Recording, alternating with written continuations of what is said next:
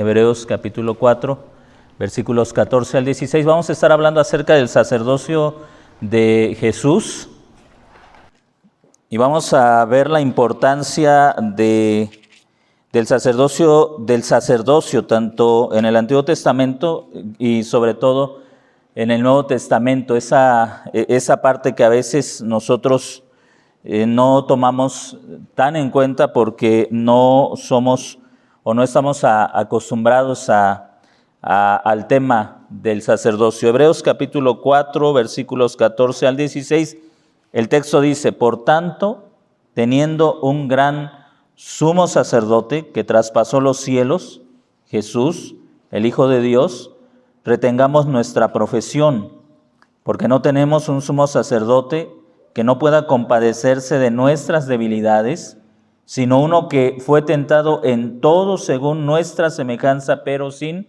pecado. Acerquémonos pues confiadamente al trono de la gracia para alcanzar misericordia y hallar gracia para el oportuno socorro. Ahí tenemos la lectura de la palabra del Señor.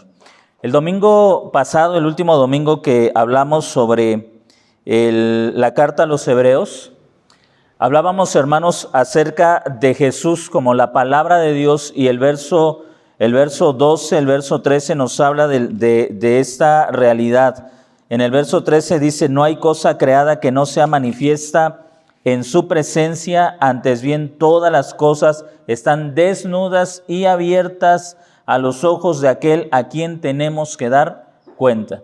Ahora, nos quedamos ahí frente a una realidad que es inevitable. Todos nosotros, creyentes y no creyentes, somos completamente o estamos completamente desnudos, en el sentido de que no existe nada que podamos ocultar delante de Dios. No hay nada que podamos ocultar delante de Dios. Y eso es realmente preocupante. Pero note el cambio de una realidad innegable. El escritor de la carta ha hablado de la debilidad humana, de la propensión a dejar de creer, de la propensión del creyente incluso al pecado, a abandonar la fe, y luego de la realidad de que esa incredulidad es visible delante de Jesús. No podemos esconderla, nuestras debilidades no pueden ocultarse delante de Jesús.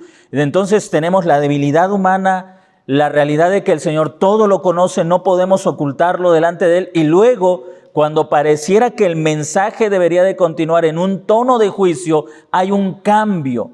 Sí, somos débiles, somos propensos a dejarnos arrastrar por lo que ven nuestros ojos y no por lo que la palabra ha revelado. Somos propensos a abandonar nuestra fe, y sí, el Señor lo sabe tan perfectamente, a veces incluso aunque tendemos a justificar nuestros pecados, y luego viene esa declaración de parte del Señor: por tanto, ya que somos propensos al pecado, ya que somos propensos a la debilidad, por tanto, teniendo un gran sumo sacerdote, es decir, la necesidad del sacerdocio para nosotros como creyentes, del sacerdocio de Jesús, está basado en nuestra debilidad humana, en nuestra propensión al pecado. Y esto creo que tiene también que ayudarnos a entender la vida cristiana. Muchas veces nos imaginamos la vida cristiana como una vida en nuestro entendimiento de perfección, sin pecado. Desde luego, el creyente no practica el pecado, pero es propenso a caer en la debilidad humana y también propenso a dejarse llevar por algún pecado resultado de nuestra incredulidad.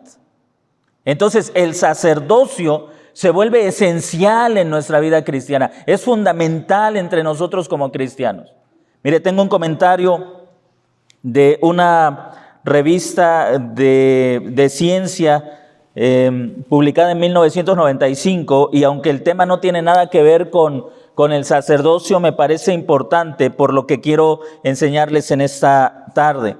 Hablando acerca de la cultura hebrea, hablando acerca de los hebreos, este comentario, esta revista, una revista teológica cristiana, dice lo siguiente: desde el punto de vista cultural, la arquitectura presalomónica, o sea, la arquitectura antes de Salomón, pre-salomónica de los hebreos y cerámica eran muy inferiores a la de sus vecinos.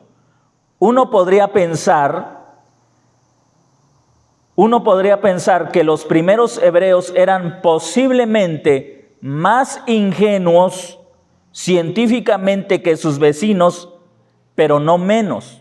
O sea, las naciones alrededor de los hebreos eran científicamente más avanzadas que los propios hebreos. Del mismo modo, el hecho de que no fueran los hebreos, sino sus vecinos, que lideraron el avance tecnológico del uso del bronce al uso del hierro, sugiere, esto está basado en Josué capítulo 17, verso 18 y Jueces capítulo 1, verso 19, donde encontramos que las naciones alrededor pasaron del uso del bronce al hierro, que es un metal mucho más duro, mucho más fuerte que el bronce. Tenían carros de hierro que eran mucho más resistentes para la guerra y herramientas también, armas de guerra ya basadas en el hierro y no en el bronce. Dice, del mismo modo, el hecho de que no fueran los hebreos, sino sus vecinos, que lideraron el avance tecnológico del uso del bronce al uso del hierro, sugiere que los hebreos eran científicamente más ingenuos que sus vecinos. Ciertamente no sugiere que fueran menos ingenuos, ni sabemos de cualquier evidencia de tiempos bíblicos que sugiera que los hebreos alguna vez fueron científicamente más sofisticados que sus vecinos. Ahora, en esta revista de ciencia y de tecnología estaba tratando un tema muy distinto al que estamos tratando del sacerdocio, pero quiero resaltar algo. ¿Por qué los hebreos, o quiero hacerle una pregunta sobre la base de esto, por qué los hebreos no desarrollaron tanto la ciencia y la tecnología? ¿Por qué? ¿Sí, hermana?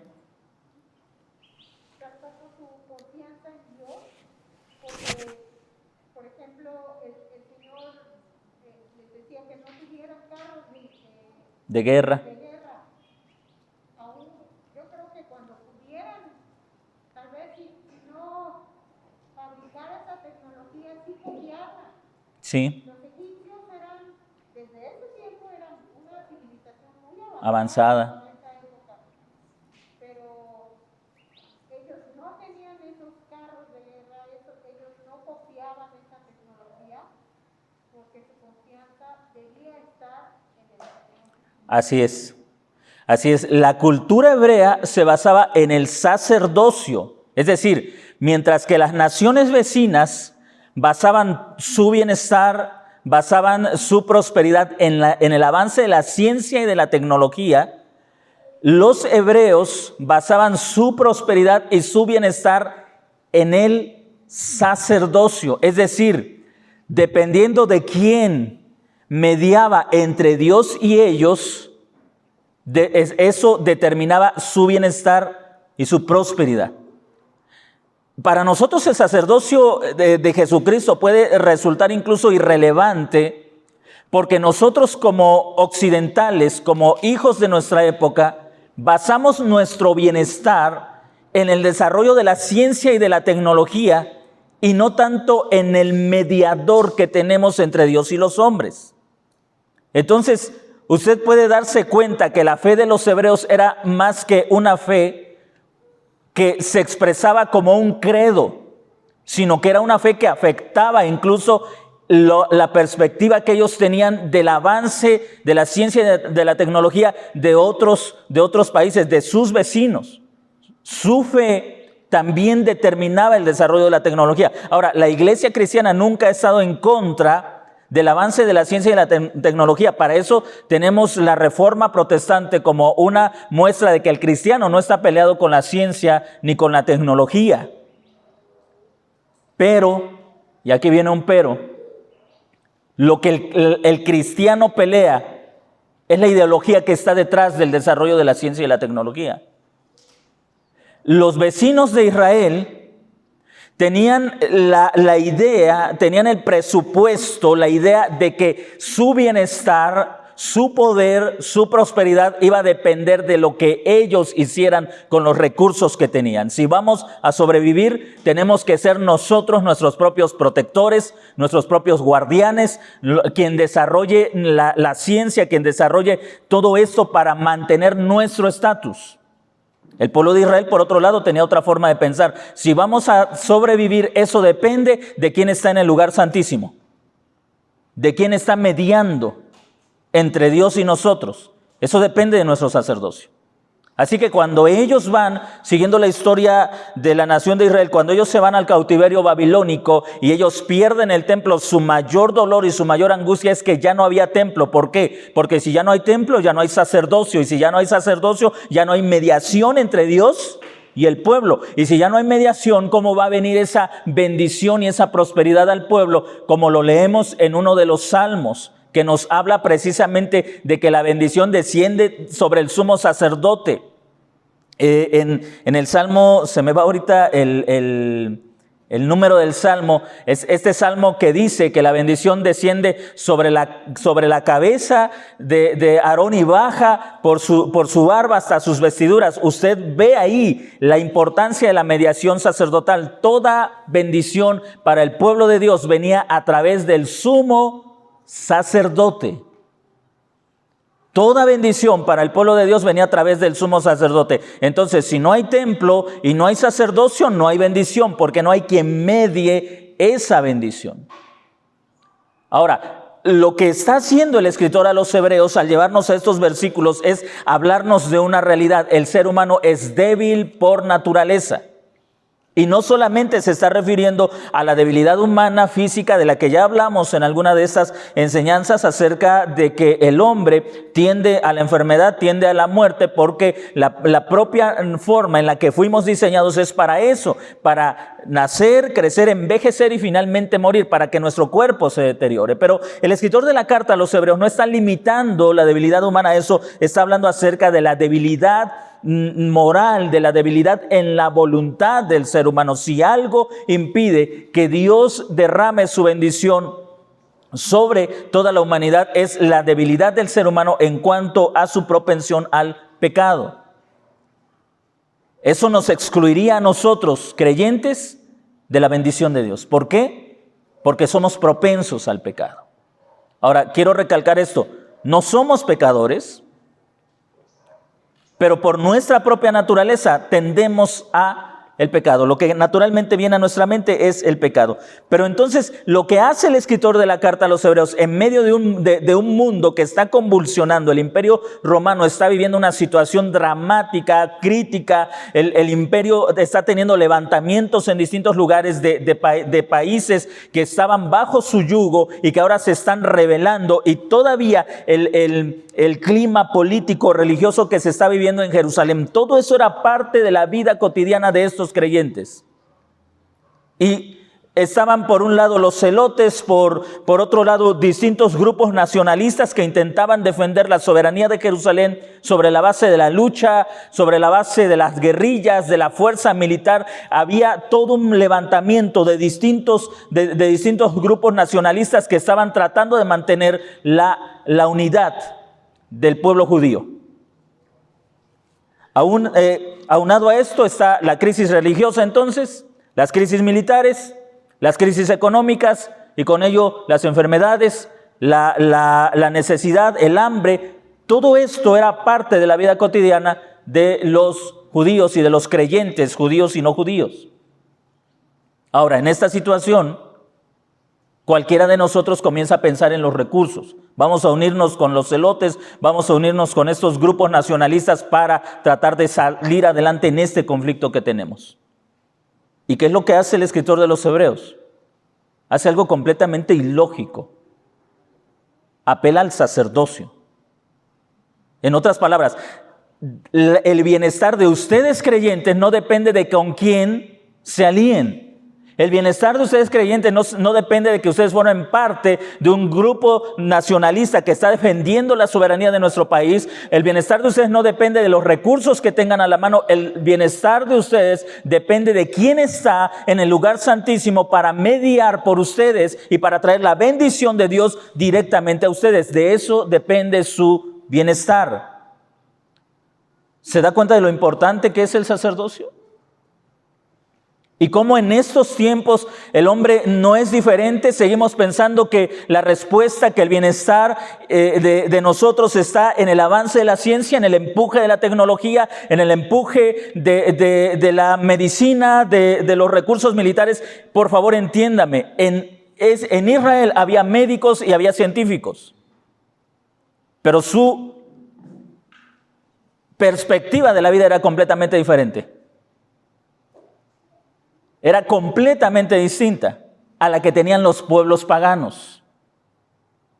Era muy diferente a la que tenían los pueblos paganos. Y me parece que en tiempos de necesidad, en tiempos de adversidad, qué importante es para nosotros creyentes, iglesia, recordar que el bienestar de la iglesia no depende ni de la ciencia ni de la tecnología, sino de quién es tu mediador entre Dios.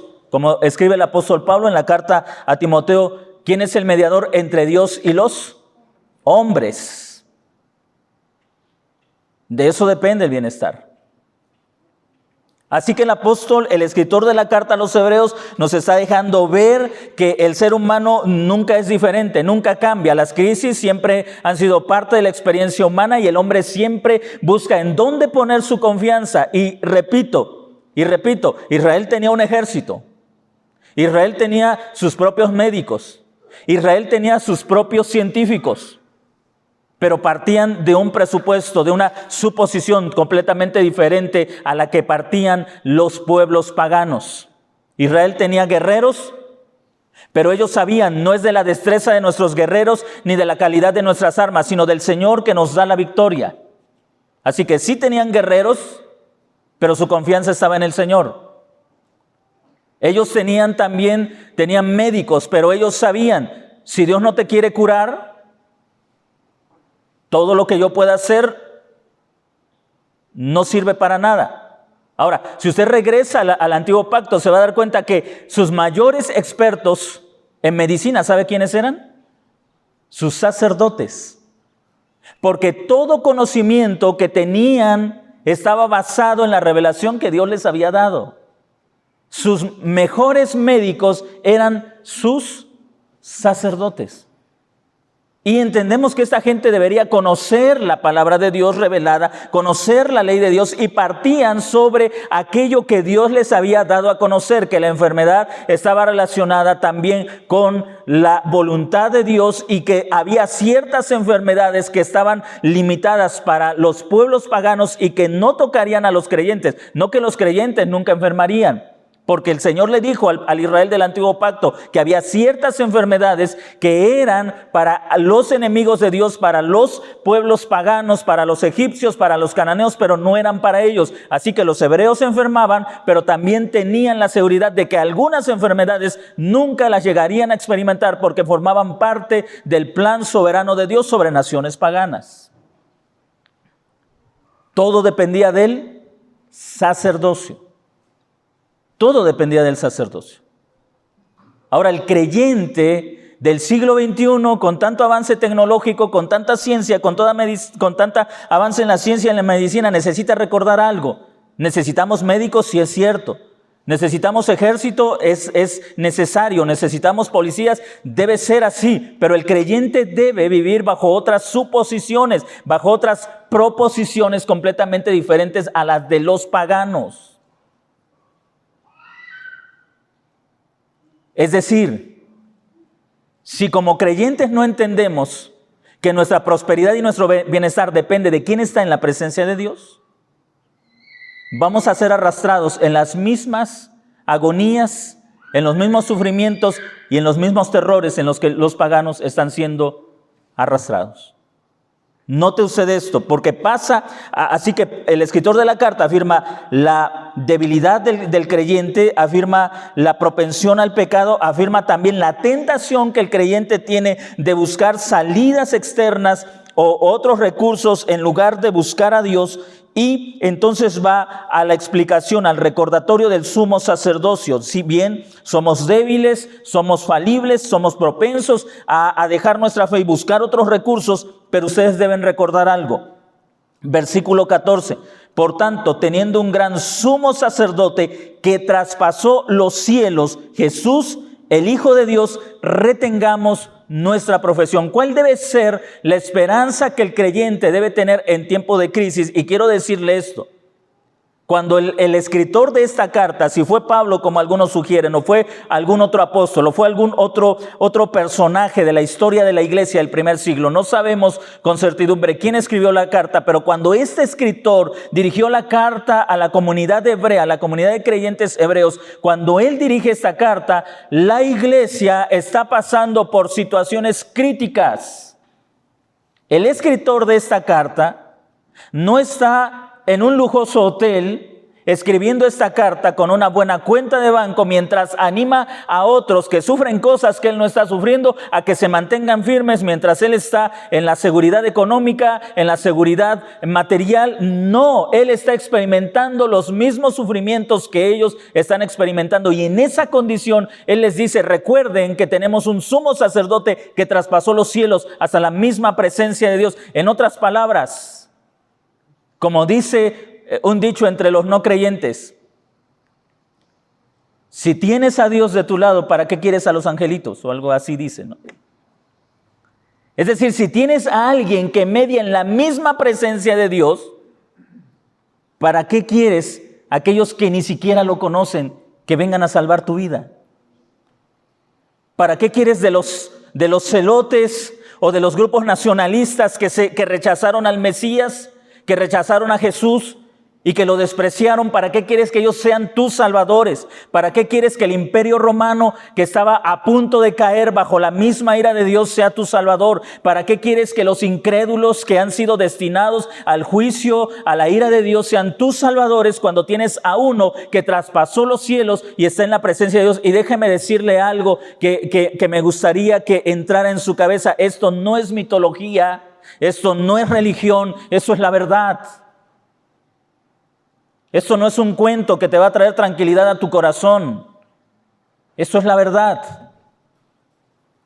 Esto es la verdad. Por tanto, teniendo un gran sumo sacerdote que traspasó los cielos, y lo que tiene en mente el escritor de la carta es ese contraste entre el sacerdocio arónico y sadoquita que entraban al templo, hecho el tabernáculo de Moisés, después el templo de Salomón, posteriormente el templo que reconstruye Herodes o que mejora Herodes, y había el lugar santísimo donde el sumo sacerdote entraba una vez al año. Pues bien, el escritor de la carta dice que Jesús traspasó el lugar santísimo, traspasó los cielos de los cielos, llegó hasta la misma presencia de Dios y ahora está ahí para mediar entre Dios y los hombres. El sumo sacerdote entraba una vez por año. Cristo habita en la presencia de Dios. Note usted, a Jesús, sumo sacerdote que traspasó los cielos. Jesús, el Hijo de Dios. ¿Quién es el sumo sacerdote? Jesús, el Hijo de Dios, no un hombre, no el pastor, no un líder religioso de ninguna religión, no un iluminado de alguna religión. Los testigos de Jehová tienen a su propio hombre importante en su movimiento. La luz del mundo tiene a un personaje que es particularmente importante para ellos. Él es para ellos su mediador, su sacerdote delante de Dios. Los católicos tienen al Papa. Los creyentes cristianos tenemos a Jesús, el Hijo de Dios. Nuestro sumo sacerdote no está en Guadalajara, no está en Roma, no está en el Vaticano, no está en algún país de Latinoamérica, no es Cash Luna, no es ninguno de estos hombres, ni siquiera es un célebre cristiano como Piper o MacArthur o Michelin. No, ellos no son nuestros sumos sacerdotes. Nuestro sumo sacerdote usted no lo va a encontrar en ningún lugar en esta tierra porque Él está en el lugar santísimo, en la misma presencia de Dios. ¿Quién más que Él puede mediar a favor de usted? Usted puede decir, pastor, ore por mí. A mí probablemente en algún momento se me olvide orar por usted, pero usted tiene un mediador que jamás se va a olvidar de usted. Nunca se va a olvidar de usted. Jesús, el Hijo de Dios. Retengamos nuestra profesión. Ahora aquí es donde la fe se une con la experiencia práctica. Retengamos la profesión. ¿Cuál es la profesión de estos creyentes? Ellos habían confesado que Jesús es el Hijo de Dios, el Salvador, el que perdonó sus pecados y Señor sobre toda la creación. Qué difícil es retener la profesión en tiempos de crisis, porque ellos estaban siendo tentados a reconocer al César como soberano y no a Jesús. Pero el escritor de la carta dice, retengan su profesión. Por eso en algunas ocasiones a las personas que se acercan a mí me preguntan sobre la vacuna. Usted sabe que jamás me he acercado a ninguno de ustedes particularmente y les he dicho no se vacune porque es del diablo o es malo. Siempre les he dicho es una decisión que usted debe tomar. Infórmese, lea y usted tomará una decisión. Yo no me opongo a la vacuna, me opongo a la ideología que está detrás de ella. Que te dice que alguien más puede salvar tu vida. Que te dice que alguien más puede cuidar de ti. Como nunca antes, revise usted la historia de las vacunas y nunca antes usted se va a encontrar una situación como la que estamos viviendo. Nunca antes. Estaba haciendo una leída de la historia de las vacunas, desde cómo nacieron, cómo se originaron, incluso los debates que hubo al principio, pero nunca antes nos encontramos en la historia de las vacunas con una polémica como la que hoy se ha originado. Y mire que cuando el río suena es porque agua lleva. Líderes católicos ponen sus propias posturas. Ellos dicen, estamos en contra de la vacuna porque va contra la moralidad, lo que están haciendo. Líderes carismáticos ponen su postura, estamos en contra de la vacuna porque es el chip, porque es el antesala de la gran tribulación. Líderes reformados también ponen su postura, estamos en contra de la vacuna porque esta es una lucha de la iglesia contra el Estado. Científicos, hay quienes están a favor y también hay quienes están en contra. Estamos en contra de la vacuna porque no hay suficientes estudios para determinar cuáles van a ser las consecuencias a futuro. Es decir, como nunca antes nos encontramos ante una polémica que cada quien está encontrando algunas inconsistencias en esto. Vacúnese o no, esa es su responsabilidad. Pero nunca lo haga por la ideología incorrecta. Nunca lo haga como una negación de su fe. Porque si usted lo hace como una negación de su fe, usted está dudando de aquel que tiene su vida en sus manos y está poniendo su confianza en alguien que no puede salvarse a sí mismo y usted está pensando que le va a salvar a usted. Eso es lo que desde este púlpito se ha exhortado. No es si usted está bien que se vacune o no, y honestamente siempre lo he dicho, ni creo que sea el chip, ni le tengo miedo a las agujas. Es una cuestión de ideología. Y lo que intento que usted entienda es que detrás de todo eso, así como a los creyentes, como leía en el comentario de esta revista teológica científica, que al analizar la cultura hebrea comparada con las demás culturas eran científicamente ingenuos en comparación de otros, es muy probable que hoy la ciencia diga los cristianos están equivocados. Porque a usted le han dicho que si usted no conoce de ciencia no puede hacer ninguna evaluación, pero no evaluamos la ciencia, evaluamos el pensamiento que origina esa ciencia. No estamos evaluando la ciencia, sino el pensamiento que está generando esa ciencia. El pensamiento que está generando la tecnología, eso es lo que evaluamos. Y eso es lo que cada uno debe llegar a una conclusión. Esto es una oposición a la confesión que yo tengo de que Jesús es Señor absoluto de todas las cosas, que Él es el único que puede mediar en mi beneficio, que Él es el único que puede traer bendición o maldición sobre los hombres. Esto es una expresión de mi confesión o esto es apartarme de lo que creo porque busco una seguridad visible, como los incrédulos que buscan una seguridad visible. Es ahí a donde lo quiero llevar. La Escritura siempre va a retar el pensamiento común. Siempre lo va a retar. Jesús retó el pensamiento de los fariseos que habían llegado a una comprensión errónea de las Escrituras, y el apóstol Pablo retó el pensamiento de los griegos que habían llegado a una comprensión errónea de la vida. La Escritura siempre va a retar nuestro pensamiento. Mi pensamiento, tu pensamiento va a ser y tiene que ser retado por la Escritura, porque si tomamos en cuenta que como seres humanos tendemos a la debilidad de la que está hablando el apóstol Pablo, que tendemos a perdernos, que tendemos a apartarnos de la fe, entonces la Escritura tiene un propósito: retar tu manera de pensar, estimular tu pensamiento y poner a prueba lo que estás pensando. Y aquí el tema no es entre ciencia y religión, aquí el tema es entre sacerdocio y religión. ¿Quién está mediando por ti? Si Jesús no es tu mediador, tienes muchas cosas de qué temer, y entonces busca dónde refugiarte. Pero si Jesús es tu mediador, entonces estás obligado a evaluar cada acción que tomas.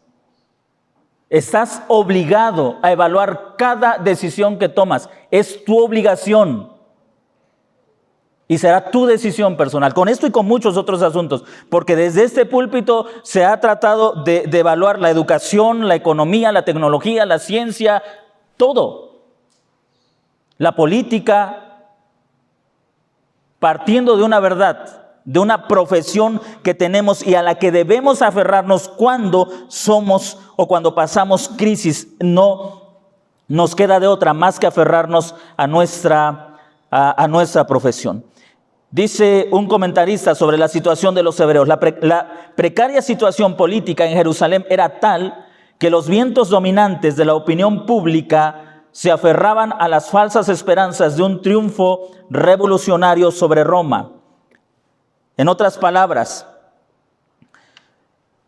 los hebreos guardaban en su corazón la esperanza de que esos movimientos nacionalistas lograran retener la soberanía del pueblo, y esa era la mayor tentación para los creyentes. Jesús murió en la cruz y nos dejó bajo el yugo de Roma. Ahora depende de nosotros liberarnos de ese yugo romano, porque seguramente Jesús no fue el Mesías, porque si fuera el Mesías nos habría liberado de este yugo romano. Así que había levantamientos que decían: nosotros tenemos que ganar nuestra propia libertad, y los creyentes estaban siendo tentados a rechazar su profesión. Detrás de cada movimiento, detrás de cada acción del ser humano hay una ideología que tiene que ser analizada a la luz de la palabra de Dios y resistida si no está de acuerdo con la profesión del creyente acerca de Jesús. Tiene que ser resistida. En el verso 15 usted encuentra lo siguiente: porque no tenemos un sumo sacerdote que no pueda compadecerse de nuestras debilidades. Ahora note, este sumo sacerdote, en contraste con el sacerdocio arónico y sadoquita, que estaban limitados una vez al año al santísimo físico terrenal, es diferente en el caso de Jesús, que está en la presencia de Dios y que Él está siempre en ese lugar santísimo. Luego, no tenemos un sumo sacerdote que no pueda compadecerse de nuestras debilidades, sino uno que fue tentado en todo según nuestra semejanza, pero sin pecado. Ahora, note las características. Él siempre está en la presencia de Dios, Él media por usted y Él conoce perfectamente sus temores. Déjeme hacerle una pregunta, no quiero que me la responda. ¿A dónde ha corrido usted todo este año que ha sentido miedo? Y digo que ha sentido porque nadie puede decir: a mí no me ha dado miedo la situación. A todos en algún momento nos ha dado miedo. ¿A dónde has corrido cuando has sentido miedo? ¿A dónde has ido? No me responda, es algo que usted tiene que responder. Mire lo que dice en el verso 16, que es la conclusión natural. Tenemos un Jesús, la palabra de Dios, que conoce perfectamente nuestra naturaleza. Y eso es lo más extraordinario, porque alguien que nos conoce perfectamente se compadece por nosotros. ¿Sabe qué eso es lo diferente entre Él y nosotros? Porque incluso nosotros que experimentamos los mismos temores difícilmente nos compadecemos unos de otros, ¿no le parece? Pero Él que nunca pecó, Él sí se compadece de nosotros. Ahora observe lo que dice el verso 16.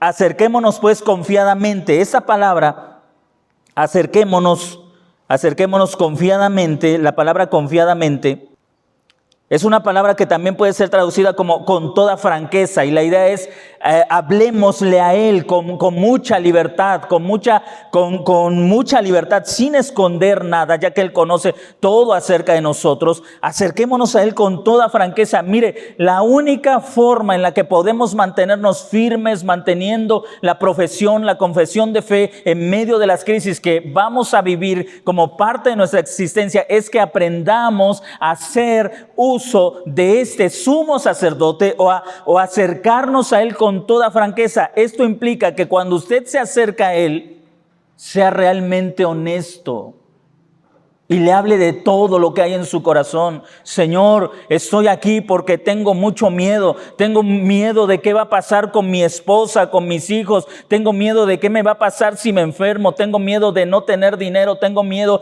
de morirme. Tengo miedo de que mis hijos se enfermen y yo no pueda resistirlo. Eso es franqueza. Por más que ocultemos nuestros miedos, el Señor los conoce. Él espera para que usted pueda acceder a esa gracia que está dispuesta para nosotros como creyentes. Hay una condición. El texto dice en el verso 16, dice, acerquémonos.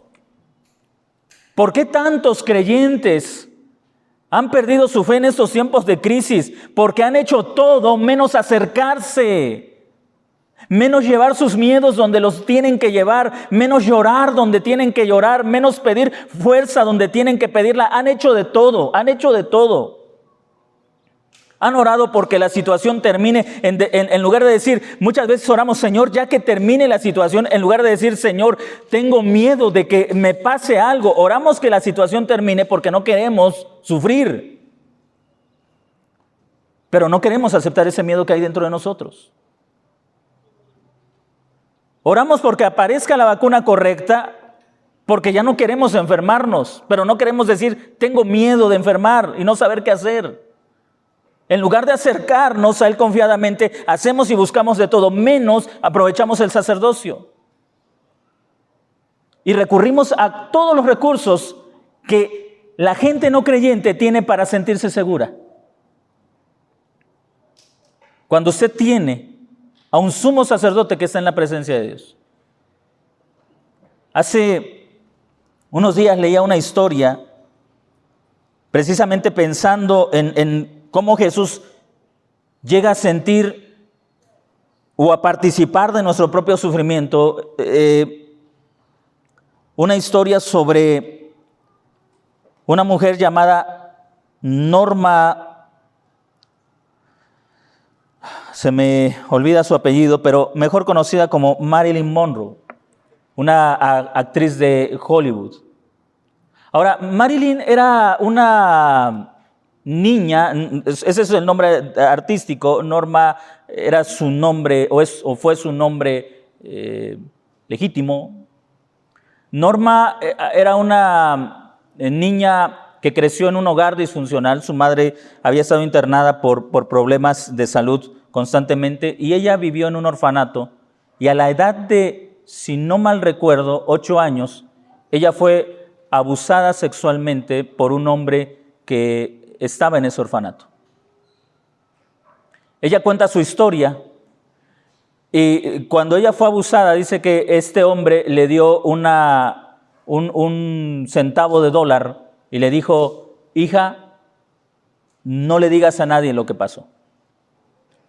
La niña fue con su mamá y con las personas que atendían ese orfanato, les contó lo que le había sucedido y lo único que ganó, dice la historia de Marilyn, fue una golpiza porque la persona que la había abusado sexualmente, era una persona que daba muchos donativos a ese orfanato. Así que cuando ella expresó su dolor, lo único que recibió fue golpes. Y le dijeron, no digas nada sobre esto.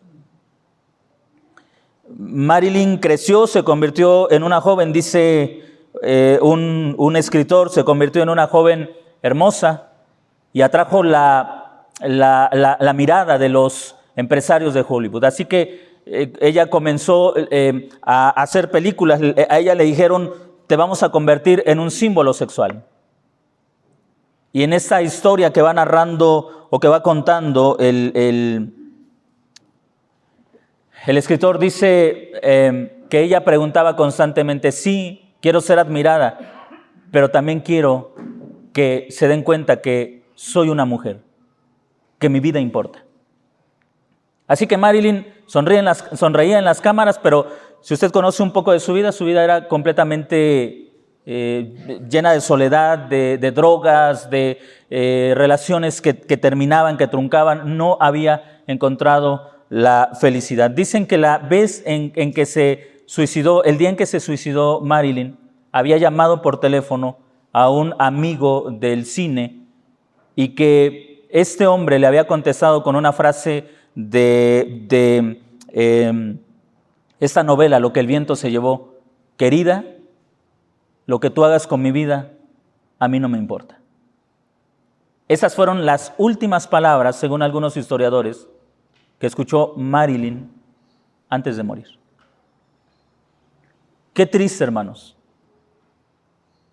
cuando vivimos en un mundo en lo que le pasa a la gente, a nadie le importa. Y la iglesia es llamada a tener una relación con alguien a quien sí le importa lo que te está pasando. ¿Usted cree que al gobierno realmente le importa lo que a usted y a mí nos pase con la vacuna cuando no tenemos en nuestro país estudios serios del desarrollo de la vacuna en cada uno de nosotros con ninguna de las vacunas que hay disponibles? ¿Cree que a ellos les importa lo que pase con usted o conmigo? ¿Cree que les importa cuando ha habido casos de personas que les ponen una vacuna y la segunda dosis es de otra marca completamente diferente? ¿Cree que les importan cuando al principio decían 15 días, 20 días máximo para la segunda dosis y pasaron un mes, 2 meses para la segunda dosis y entonces cambiaron la oratoria y dijeron hasta 2 meses tiene efectividad la vacuna? ¿Cree que realmente les importa?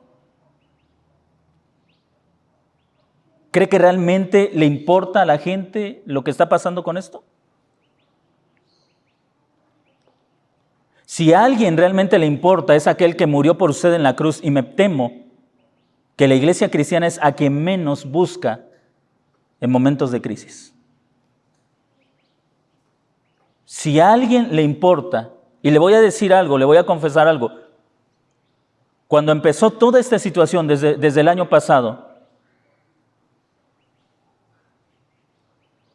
lo primero o algo que me sentí obligado fue a buscar el rostro de ese misericordioso Dios que podía guardar mi vida y la vida de su iglesia.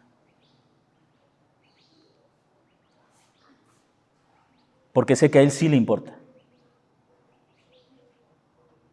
Porque sé que a Él sí le importa realmente lo que nosotros vivimos, lo que nosotros sufrimos. Y una de las cosas que le he pedido durante todo este tiempo no es que no me enferme, se lo aseguro, no he orado por mi salud. Lo único que le he suplicado es que mi fe no se caiga. Que mi fe no se caiga, porque eso es lo que más me preocupa, mi fe. Algunos de ustedes, lo decía hace rato con los hermanos en San Pablo, les decía, cuando alguien me pregunta ¿cómo está?, ustedes saben que generalmente respondo, hasta hoy estoy bien. ¿Por qué? Porque si en la providencia de Dios Él me guía por otra clase de sufrimiento, como lo ha hecho en otros días de mi vida, sé que Él me va a sostener también. Hasta hoy estoy bien. Tal vez al rato, cuando llegue a casa, mi salud cambie. Tal vez mañana mi esposa o alguno de mis hijos se enferme. Pero hasta hoy estoy bien. Y sé que el mediador que está en la presencia de Dios intercediendo por mi vida todo el día, cada día, no traerá sobre mi vida nada que no sea necesario para mi propio bien. Nada que no sea necesario. No lo traerá. Porque confío que si en el antiguo pacto el sacerdocio traía bendiciones para el pueblo, siendo que el sacerdocio era falible, Aarón y sus hijos eran tendientes al pecado y pecaron en más de una ocasión. Ahí tenemos a Aarón, apenas Moisés estaba en la cumbre de la montaña cuando él ya estaba fabricando otro Dios.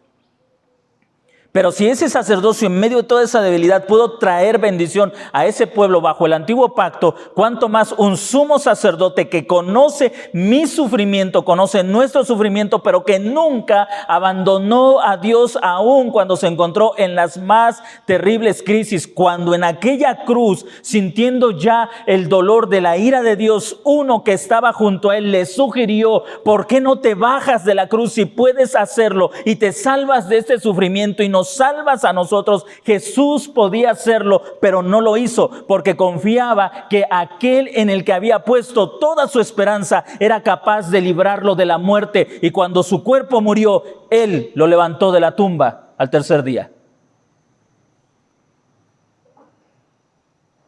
Si usted me dice que la fe es difícil que se mantenga en la crisis, es cierto, pero mire a la cruz y allá hay un hombre que mantuvo la fe en la crisis. Y en la peor crisis que usted y yo hasta ahora podemos conocer.